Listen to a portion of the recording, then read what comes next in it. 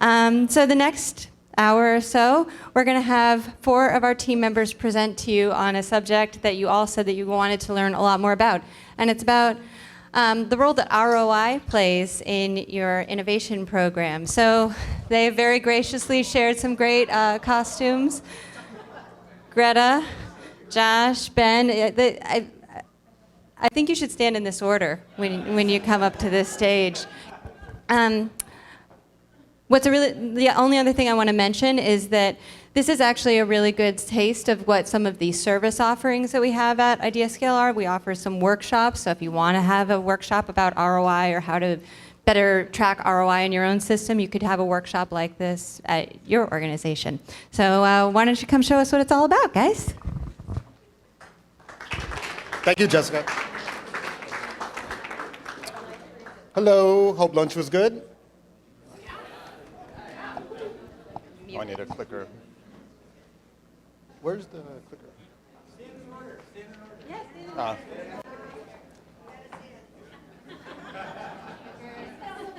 Great, thank you. Hello, welcome everybody to Calculating ROI for your innovation program. My name is Rico Oyola. Hi, Ben Bronster. Great. Well, that's us. Thank you. Yeah. That was it. They're done.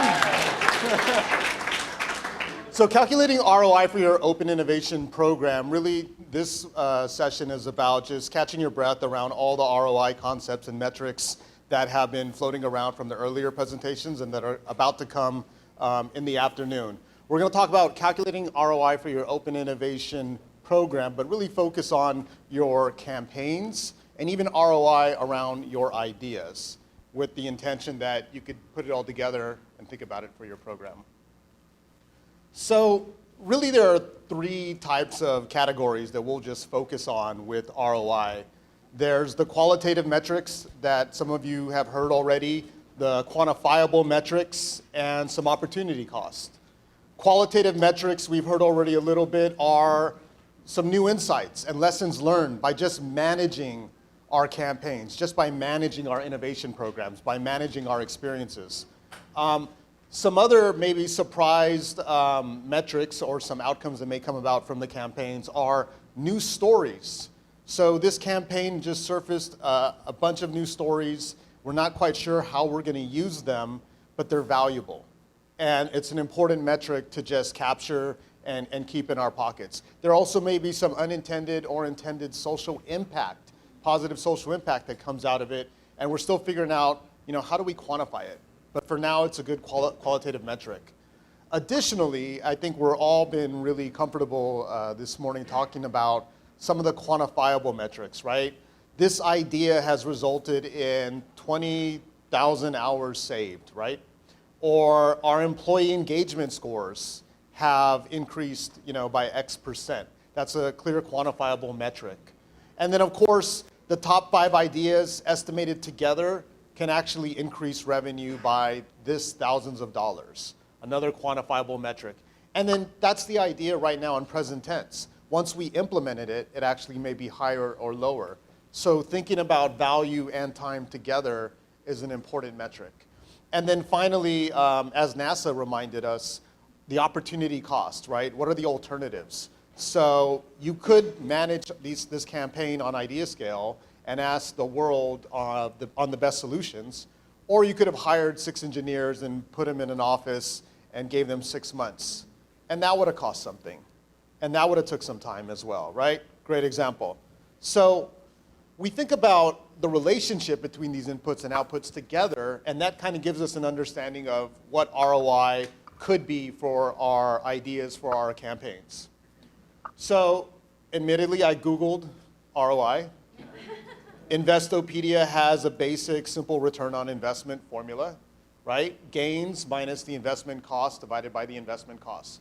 Sound familiar? And if we just take another step forward and think about it in terms of like IdeaScale and our innovation programs, it could be a campaign's return on investment, could be the idea's added value minus the cost of the campaign divided by the cost of the campaign. Or it could be the top 5 ideas combined are a combination of the solution, and taken together, that added value is the gains minus the cost of the campaign. And the cost can be labor, time as well, or it could be next to nothing because the innovation program is affordable and only requires the people to just give us their best ideas. Does this resonate?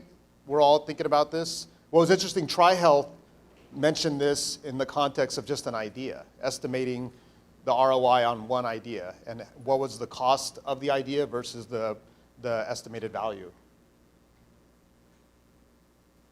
So under your seats, maybe you guys already found them, there's a clipboard, there's a worksheet. Use it, take some notes on it. A lot of the notes that we're covering are on that worksheet. And really just think about your role and how you think about ROI as it relates to maybe a current campaign you're working on, a campaign you just finished. Because what we really want to learn is how can we learn from each other? How can we calculate ROI applied to future campaigns and then consider it for our program? So for now, I am going to ask Ben to continue the conversation with a good example. There you go. Okay. Thanks, Rico, for laying some of the foundations in terms of how you can think about and how you can calculate ROI. Now we want to take a look at an IdeaScale user, an IdeaScale client that did this successfully and effectively. So we're going to take a look at a case study here. It's the city of Atlanta. We figured that before we go into what they did, how they did it, and the results that they saw, it'd be helpful to start with why they launched the campaign. So in 2013, the mayor of Atlanta, he launched an initiative called the City Ideas Initiative.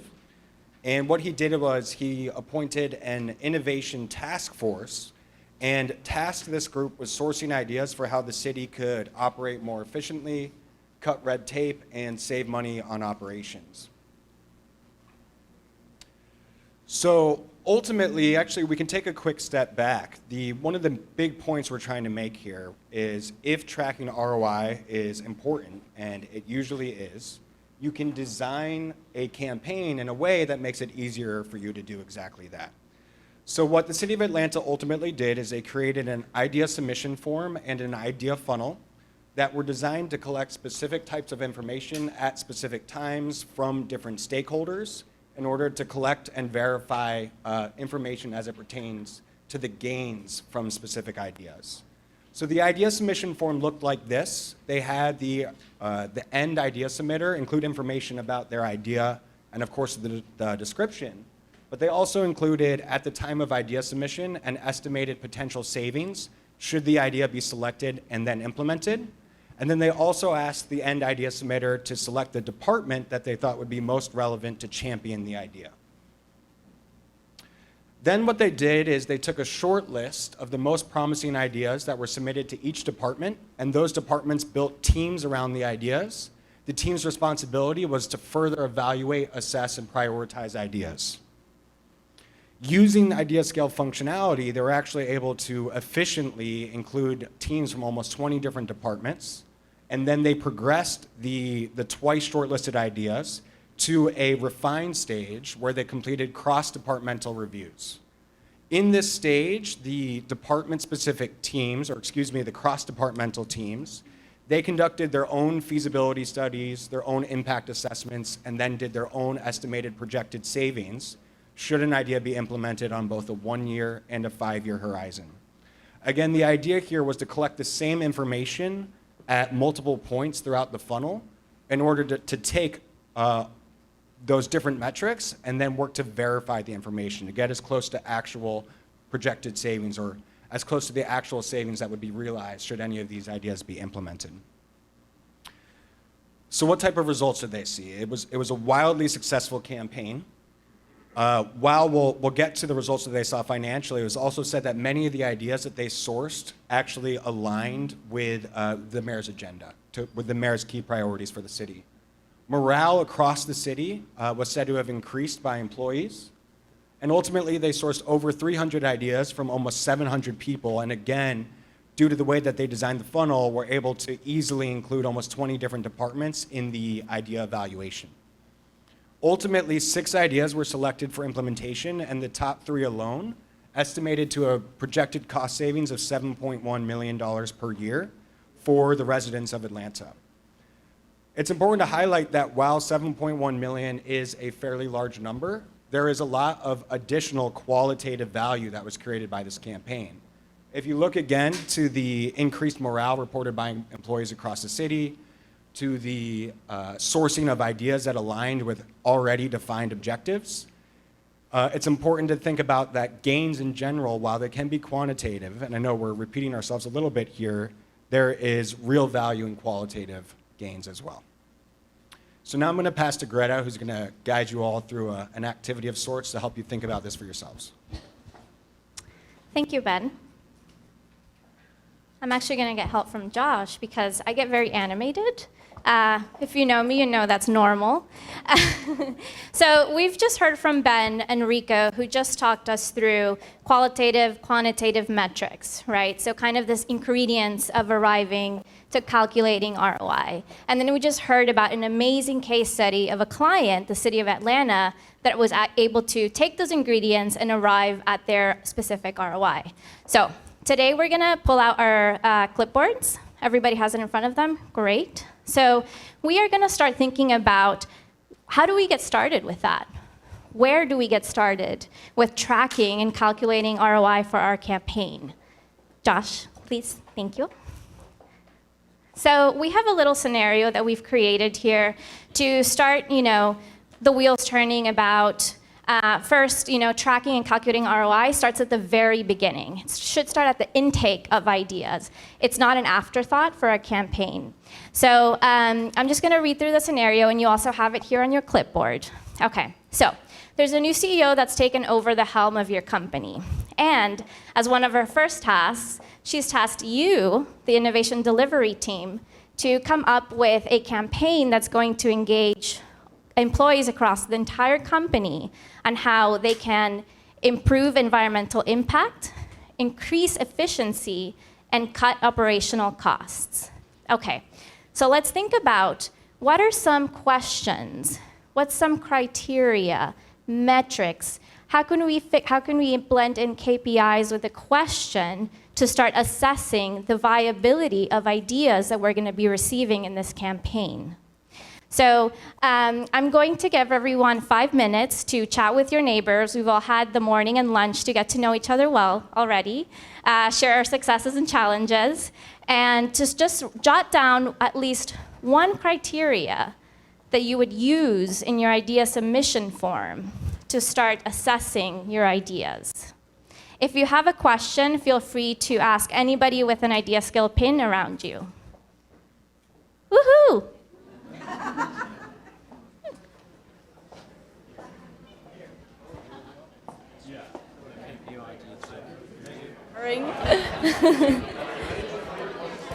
Okay, so I am extremely interested to hear all of your conversations right now. Who would like to share, before we share some example responses, who would like to share something they came up with as a criteria to vet and the viability of ideas?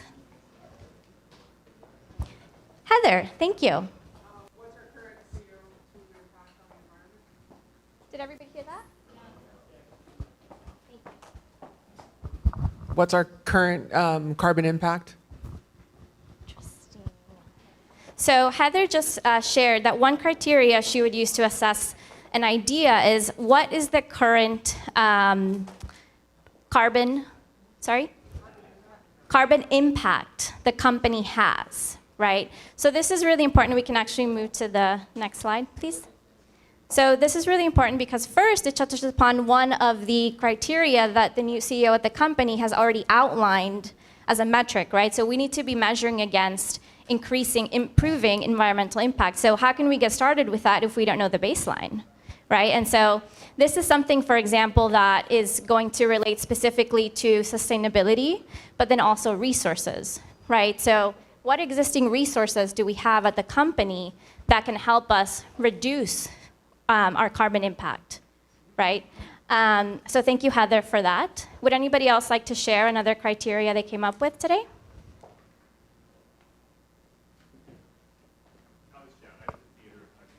Great. Thank you. Related to that is what's the premium on low carbon? So companies that have a low carbon impact actually trade at a market premium. There's actually a revenue upside or a market cap upside to actually low carbon footprint. Would anybody like to add to that?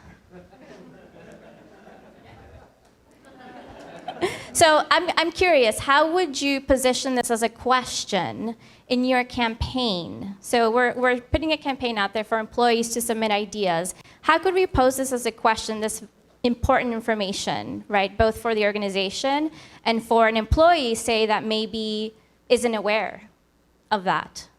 I would look at it in two terms. One is what premium would an individual consider the campaign pay for a low carbon solution? So if we go for the automotive, right? People are paying a premium for that. That's a low carbon. Essentially, if I look at number of doors, number of wheels, same thing before, right? People are paying a premium for that. So what is the premium that participants in the campaign would be willing to pay for a low carbon solution? Then I would also look for a surrogate market to ask people in the campaign, can they identify premiums in the market that people are paying for low carbon? I love this. Thank you so much. So this is great because you're also challenging assumptions, right, about consumer perception, specifically related to environmental impact and carbon offsets and premiums. Would anybody else like to share? Did anybody think about, as you mentioned, some qualitative metrics? I see you have your hand up. Yeah, so, I mean, in general, I think I'd just start by asking them, the three things that are listed here, the efficiency, the environmental impact, and money savings. I'd want to know if it addresses one or more of those. Obviously, it needs to address at least one, right? And then I'd want to know how, and then how quickly can you implement the solution that's addressing some time frame. Great. So this is really great. Thank you so much, Amy, for sharing. You're actually touching on one of the points that we have up here, which is time, right? So time is a metric that I think it can be a soft metric. You can measure it in terms of labor and manpower, but how fast can an idea get up and going? How much time does it need for prototyping, for production, for delivery, for feedback, right? So we need to factor all of these questions in, and we have here as well in parentheses, how can we do this in IdeaScale, right? So we have all this great criteria that we've come up with to assess an idea and get it to where it's vetted and viable and ready to go. So we have here some examples in the parentheses of, okay, we want to know is this idea going to cost greater than $1,000 to prototype, right? So we have a very specific number that we need to measure against. And one way to get this done is through the estimate stage, which brings me to our next presenter, Josh, who's actually going to be doing a live demo of our estimate stage on the platform and showing you how this is one way that you can start measuring both qualitative and quantitative metrics in IdeaScale from the intake of an idea. So ROI doesn't have to just be at the end of your campaign. It starts at the very beginning. Thank you, everyone, for sharing.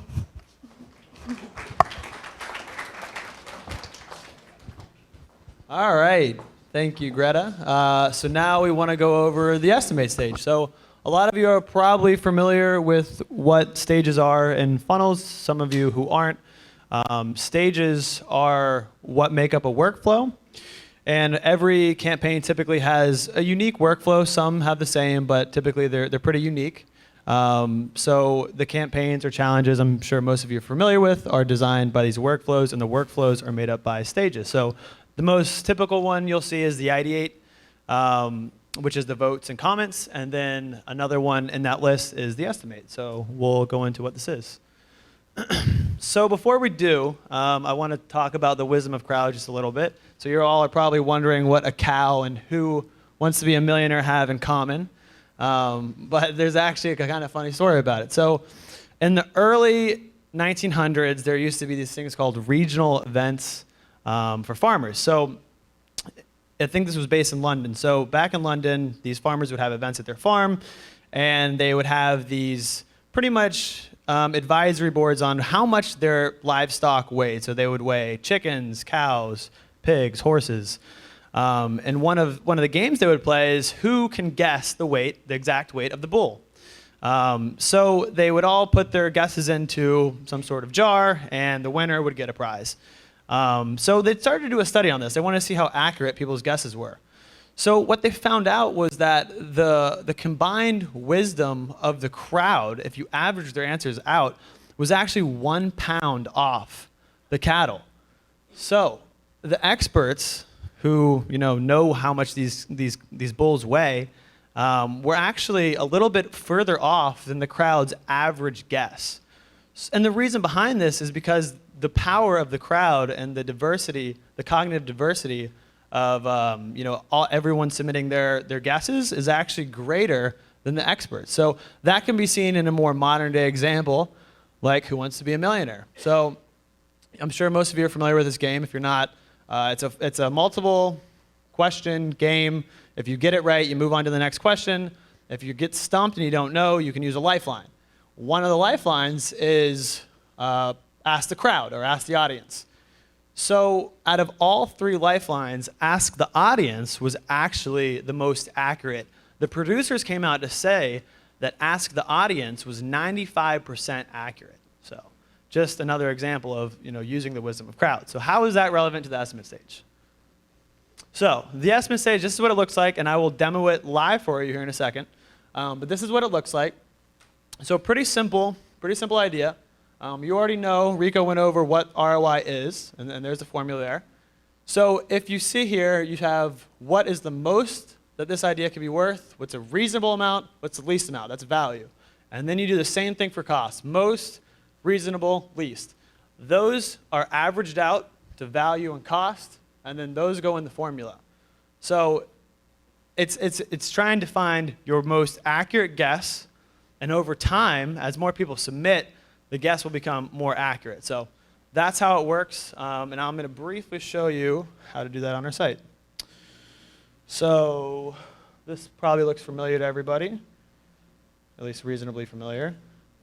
So we are on the estimate stage here, and we will go down. So these are all the different ideas, and then we will go down to reusable water bottles. So this is an idea I submitted just for us to look at today. So the title is Reusable Water Bottles to Replace Plastic Water Bottles around the office. So we all know that plastic water bottles are popular, and it could potentially be replaced. So someone in your company could potentially submit an idea like this, and then from there you would come look at it just like you would for any other idea. And for this stage, I'm going to show you. You already know how it works, but I'm going to show you now. All right. So they gave us a little bit more information. So here's the scenario: value. I buy a smart water, and you guys know the smart waters are the tall ones that say smart on it. I buy a smart water every day for $2, and I work 260 days a year. So the most this could be worth to me is $520. So that's just 2 times 260. If I buy these water bottles in bulk, like the big ones from the grocery store, I can get them for 25 cents each. For 260 days, that's $65. So 25 cents times 65. If all our 200 employees do that, it's 100,000, 4, and 13,000 respectively. So cost, same thing. So the cost for reusable water is $10 for one, but if I buy it in bulk, it's $3 for one. And if we have 200 employees, the most this could be worse is 2,000, and the least this could be worse is 6,000. So then we go into the values, and it's as simple as this. You would enter the values here. So this is the most value it could be worth to me. Median value, we'll just say that's somewhere in the middle of this and 13,000. So we'll give it 50,000, and then you would have a more precise answer for you, but for example's sake, then we'll say 13,000.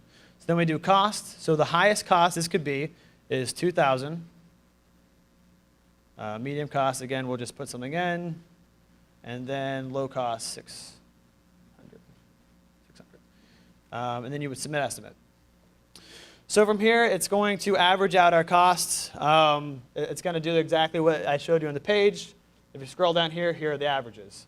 If we scroll back up to the top, here is your return on investment. It's a high number, but that's because of the example. So it's a return on investment of over 43,000. So if you go back to the list, you can see in ranking order which ideas have the highest return on investment. Now, my initial guess may have been like way off. I could have been way too high. But the point of this, of the exercise, is see, on average, if I just did one, but if I did it, another time, 10 other times, 100 other times with everyone in the crowd, the guess would actually be fairly accurate. And that's how the estimate stage works, by using the wisdom of crowds. So, Rico, you want to take us home? I'll go back to the presentation. Thank you, Josh, for that beautiful demonstration.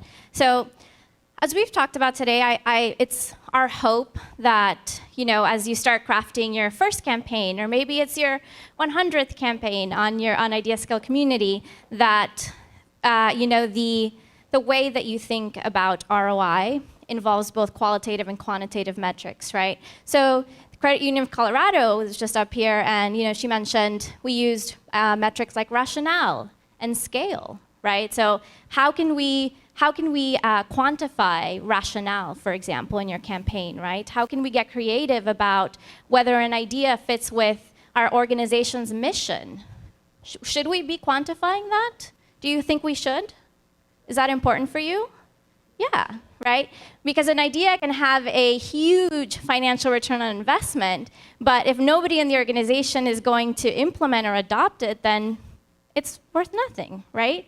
And again, the Cleveland Cavaliers, in their great cheese presentation, they mentioned that they were using criteria along with cost savings, such as how innovative is this idea? How much time is it going to take for this idea to become a reality, right? And so, in the question of how innovative an idea is, my friend Carlos over here from the University of El Bosque in Colombia, in Bogota, thank you, Carlos, for making it out here, by the way.